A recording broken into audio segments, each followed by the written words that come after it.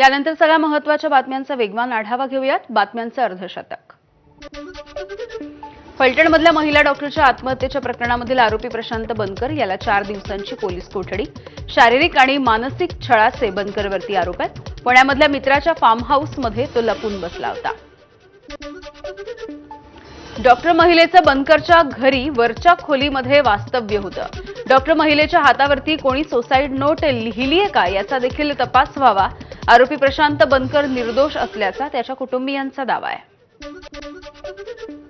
आरोपींना फाशीची शिक्षा द्यावी मृत डॉक्टर महिलेच्या कुटुंबियांची मागणी आहे. यासोबतच दुसरा आरोपी गोपाल बदनेला देखील अटक करण्याची मागणी. आरोपींना फाशीची शिक्षा झाल्याच्या नंतरच आम्हाला न्याय मिळेल मृत डॉक्टरच्या कुटुंबियांनी ही भावना व्यक्त केली आहे. फलटणमधल्या महिला डॉक्टर आत्महत्या प्रकरणामधील आरोपी गोपाळ बदनेचं शेवटचं लोकेशन पंढरपूर आहे. गोपाल बदनेचा पंढरपूर आणि बीड भागामध्ये पोलिसांकडून शोध सुरू आहे. गोपाल बदने हा मूळचा बीड जिल्ह्यातल्या परळीचा आहे. फलटणमधल्या आत्महत्या केलेल्या महिला डॉक्टरने तिला पोलिसांकडून होत असलेल्या त्रासाविषयी तक्रार दिली होती. आरोग्य विभागामधील अधिकारी डॉक्टर धुमाळ याच्याकडे ही तक्रार करण्यात आली. मात्र कारवाई न केल्यामुळे हे अधिकारी आता संशयाच्या भोवऱ्यात आहेत. लाडक्या बहिणींच्या योजनेपेक्षा सुरक्षित बहीण या योजनेची जास्त गरज आहे. फलटणमधील डॉक्टरच्या आत्महत्येच्या प्रकरणी अंबादास दानवे यांचा फडणवीसांवरती हल्लाबोल. गृहमंत्री म्हणून फडणवीस नापास आहेत, त्यांनी राजीनामा द्यावा अशी ही दानवेंची मागणी. गृह खात्याकडे फडणवीसांचं लक्ष नाही, लक्ष फक्त राजकारणाकडे. संजय राऊत यांचा फलटणमधल्या घटनेवरून निशाणा. असंवेदनशीलपणे गृह खात्याचा कारभार सुरू आहे. पोलीस खातं विरोधकांवरती लक्ष ठेवण्यासाठी ठेवलंय, राऊतांचा हल्लाबोल. भाजपच्या महान महिला नेत्या कुठे आहेत? संजय राऊत यांचा फलटणमधल्या महिला डॉक्टर आत्महत्या प्रकरणावरून सवाल. पोलीस महासंचालकपदी महिला असताना देखील राज्यामध्ये अशा घटना घडत असल्याची राऊतांची टीका. पालघरमध्ये साधू मारले तेव्हा तर तुम्ही गप्प होतात. डॉक्टर आत्महत्येच्या प्रकरणावरून भाजपवरती टीका करणाऱ्या संजय राऊतांना नवनाथ बन यांचं प्रत्युत्तर. हे उद्धवजी नाही तर देवाभाऊंचं कायद्याचं राज्य आहे अशी ही बन यांची प्रतिक्रिया. फलटणमधल्या उपजिल्हा रुग्णालयामधील महिला डॉक्टर आत्महत्येच्या प्रकरणामुळे भाजपचे आमदार सुरेश धस आक्रमक झालेत. हे प्रकरण फास्ट ट्रॅक कोर्टामध्ये चालवा आणि एसआयटी स्थापन करा.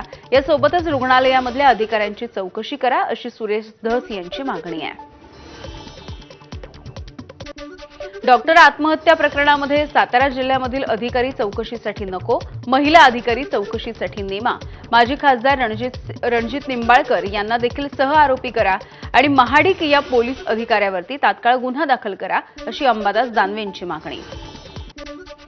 मृत महिला डॉक्टरच्या कुटुंबियांची आमदार प्रकाश सोळंके यांनी सांत्वनपर भेट घेतली आहे. घटनेची माहिती घेऊन मृत मुलीच्या भावाला अनुकंपा तत्वावरती शैक्षणिक पात्रतेनुसार नोकरीमध्ये सामावून घेण्याची मुख्यमंत्र्यांकडे मागणी करणार असंही सोळंकेंनी आश्वासन दिलं आहे.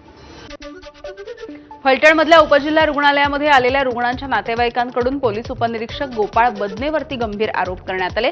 गोपाळ बदने महिलांची छेड काढायचा आणि तक्रार केली तर पैसेही मागायचा, रुग्णांच्या नातेवाईकांची तक्रार आहे.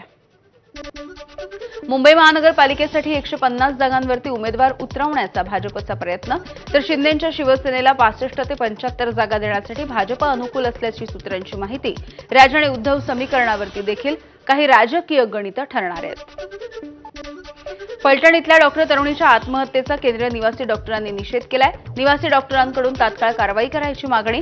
कारवाई न केल्यास राज्यव्यापी आंदोलनाचा इशारा. इंडियन मेडिकल डॉक्टर असोसिएशनकडून पोलीस उपायुक्तांना कारवाईसाठी निवेदन. महायुती कितीही गर्जना करू दे, मुंबईचा महापौर ठाकरे बंधूंचाच होणार. कोणत्याही पाठिंब्याशिवाय फोडाफोडी न करता महापौर ठाकरे बंधूंचाच असेल, संजय राऊतांचं वक्तव्य. भाजपला मुंबईच्या विकासाशी, संस्कृतीशी किंवा मुंबईकरांच्या हिताशी काहीही देणं घेणं नाही. त्यांना फक्त मतांचं राजकारण आणि समाजामध्ये फूट पाडायची सवय आहे. विजय वडेट्टीवार यांची भाजपवर टीका.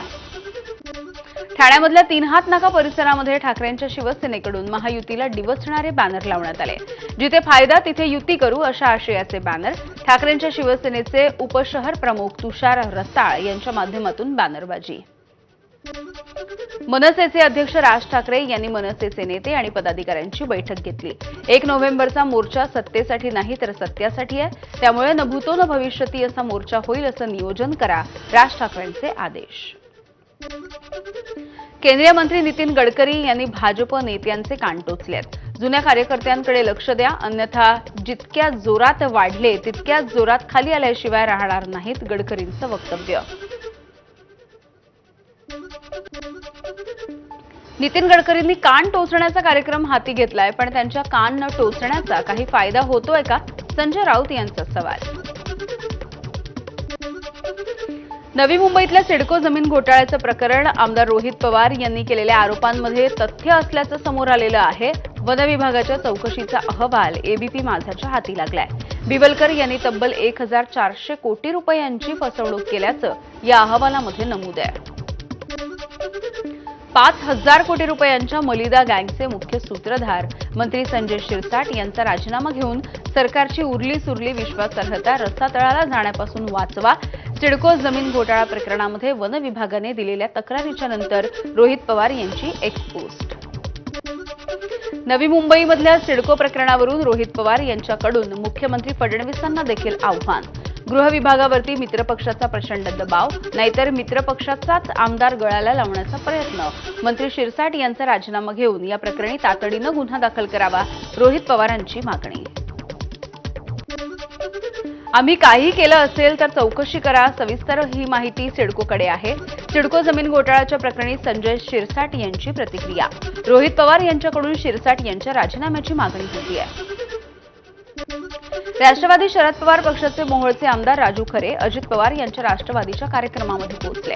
जिल्हाध्यक्ष उमेश पाटील यांनी आयोजित केलेल्या कार्यक्रमाला उपस्थिती, त्यामुळे राजकीय वर्तुळामध्ये चर्चा. नाशिकमध्ये 38व्या महानुभाव परिषदेच्या 2 दिवसीय अधिवेशनाचं आयोजन.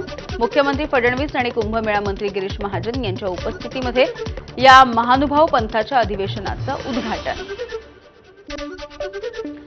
पोस्ट मास्टर जनरल पदावरून नागपूरमध्ये सरकारी कार्यक्रमामध्ये महिला अधिकाऱ्यांची धुसफूस दिसून आली. एक अधिकारी दुसऱ्या अधिकाऱ्याला कोपरानं धक्का देताना आणि चिमटा काढताना देखील कॅमेरामध्ये कैद झालाय. केंद्रीय मंत्री गडकरी यांच्या समोरच घडलेल्या या सगळ्या वादाचा विषय सध्या चर्चेत आलाय. कर्जमाफी करणार नाही असं बोललेलो नाही, कर्जमाफी करायची की 32,000 कोटी रुपयांची मदत द्यायची यावरती चर्चा झाली. नांदेडमधल्या एका कार्यक्रमामध्ये शेतकऱ्यांनी कर्जमाफीचा मुद्दा उपस्थित केला आणि त्याला अजित पवारांचं प्रत्युत्तर. ठाणे शहरामध्ये सोसाट्याच्या वाऱ्यासोबतच पावसाच्या रिमझिम सरी बरसल्या. अचानक आलेल्या पावसामुळे ठाणेकरांची तारांबळ झाली आहे. वर्ध्याच्या सेलू, वायगाव आणि हिंगणघाट परिसरामध्ये पावसाच्या सरी. रब्बीमधील पिकांसाठी हा पाऊस फायद्याचा आहे, मात्र या पावसानं बाजार समितीमधला माल भिजत असल्यामुळे शेतकऱ्यांचं नुकसान झालंय. वाशिममध्ये अनेक भागामध्ये अवकाळी पावसाची हजेरी. मालेगावमधील मेडशी तर रिसोडमधील वाखत परिसरामध्ये अवकाळी पाऊस. पावसामुळे रब्बी हंगामामधल्या पिकांना फायदा, तर खरीपमधल्या सोयाबीन या पिकाचं मोठं नुकसान होत आहे. बुलडाणा शहर आणि तालुक्यामध्ये जोरदार पाऊस. कापणी करून ठेवलेलं सोयाबीन भिजल्यामुळे शेतकऱ्यांचं अतोनात नुकसान झालं. यवतमाळच्या बाबुळगाव परिसरामध्ये देखील जोरदार पावसाची हजेरी. पावसामुळे वेचणीला आलेला कापूसही भिजलाय. सोयाबीनची सोंगणी आणि काढणी सुरू असल्यामुळे शेतकऱ्यांची तारांबळ होती आहे. 9 दिवसांनी जालन्यामधील बंजारा आंदोलकांचं उपोषण मागे. संजय राठोड, पंकजा मुंडे, अर्जुन खोतकर या सरकारच्या शिष्टमंडळासोबतच्या भेटीनंतर आंदोलन मागे घेण्यात आलं. बंजारा समाजाचा एसटी प्रवर्गामध्ये समावेश करण्याची आंदोलकांची मागणी आहे.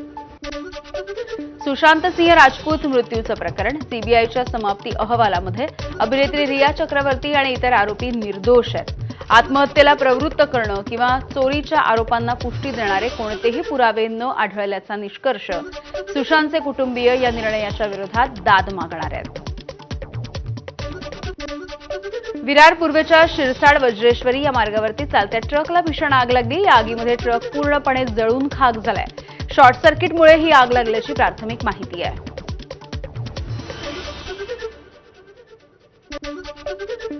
संभाजीनगरच्या समृद्धी महामार्गावरती मालवाहू टेम्पोला आग लागली. आगीमध्ये संपूर्ण ट्रक जळून खाक झालाय. सुदैवानं कुठलीही जीवितहानी झालेली नाहीये. घरगुती वादामधून मोठ्या भावानं लहान भावाची हत्या केली आहे. गोंदिया जिल्ह्यामधल्या कोचेवाही इथली ही घटना आहे. रागाच्या भरातून ही हत्या केल्याची आरोपी भावानं पोलिसांना कबुली दिली आहे. चंद्रपूर मूल मार्गावरील केसला घाट इथे वाघिणीचा रस्त्यावरून जाणाऱ्या दुचाकी आणि चारचाकी गाड्यांवरती हल्ल्याचा प्रयत्न करत असल्याचा हा व्हिडिओ सध्या व्हायरल होतोय. नाशिक त्र्यंबकेश्वर रस्त्यावरती सुरू असलेल्या MMRDAच्या कारवाईला मुख्यमंत्री फडणवीसांनी तात्पुरती स्थगिती दिली आहे. साधू महंत आणि स्थानिक नागरिकांनी मुख्यमंत्र्यांची भेट घेत भूसंपादनाच्या कारवाईला विरोध केला होता. दिवाळीच्या सुट्ट्यांमुळे पंढरपूरमध्ये भाविकांची गर्दी, दर्शनाची रांग ही गोपाळपूरपर्यंत गेली आहे. विठ्ठल दर्शनासाठी 8 ते 10 तास लागतात.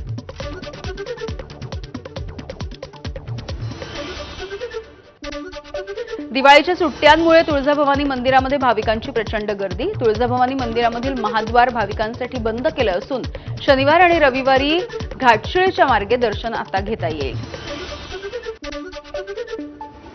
पश्चिम रेल्वे मार्गावरती आज रात्रकालीन ब्लॉक असेल. वसई रोड ते भाईंदर स्थानकाच्या दरम्यान अप आणि डाऊन जलद मार्गावरती हा ब्लॉक आहे आणि या कालावधीमध्ये काही लोकल रद्द राहतील.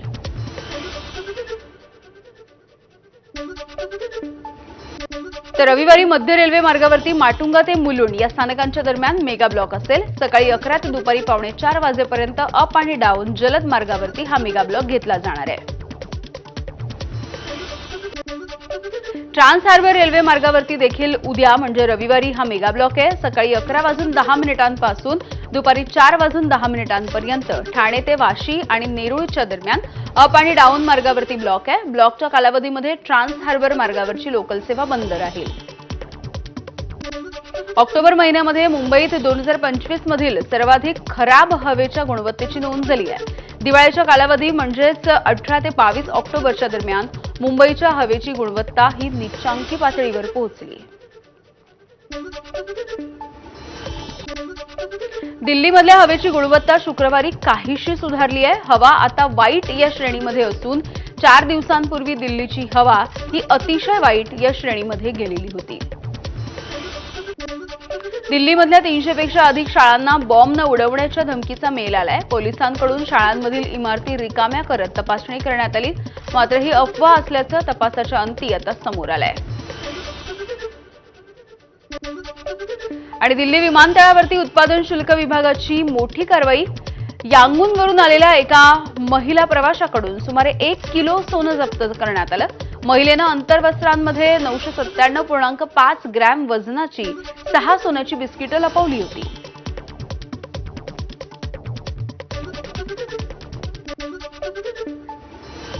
आणि यानंतर एक दुःखद बातमी. ज्येष्ठ अभिनेते सतीश शहा यांचं वयाच्या 74व्या वर्षी निधन झालंय. किडनी फेल्युअरमुळे त्यांना हिंदुजा रुग्णालयामध्ये दाखल करण्यात आलेलं होतं. मात्र उपचाराच्या दरम्यान त्यांचा मृत्यू झालेला आहे. सतीश शहा यांनी अनेक मोठमोठ्या चित्रपटांमध्ये काम केलं. साराभाई वर्सेस साराभाई मधील इंद्रवर्धन साराभाई या भूमिकेनं त्यांना घराघरामध्ये पोहोचवलं आणि तितकंच लोकप्रिय केलं.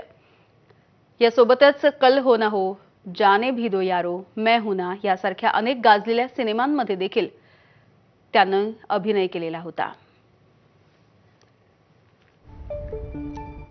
पुढची बातमी जाणून घेऊयात. नवी मुंबईमधल्या सिडको जमीन घोटाळा झाल्याचा आरोप शरद पवार यांच्या राष्ट्रवादीचे आमदार रोहित पवार यांनी केला.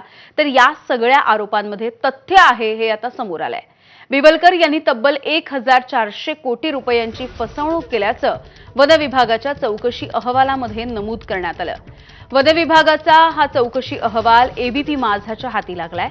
तर वन विभागानं फसवणुकीची पोलीस ठाण्यामध्ये आता तक्रार देखील दिलेली आहे.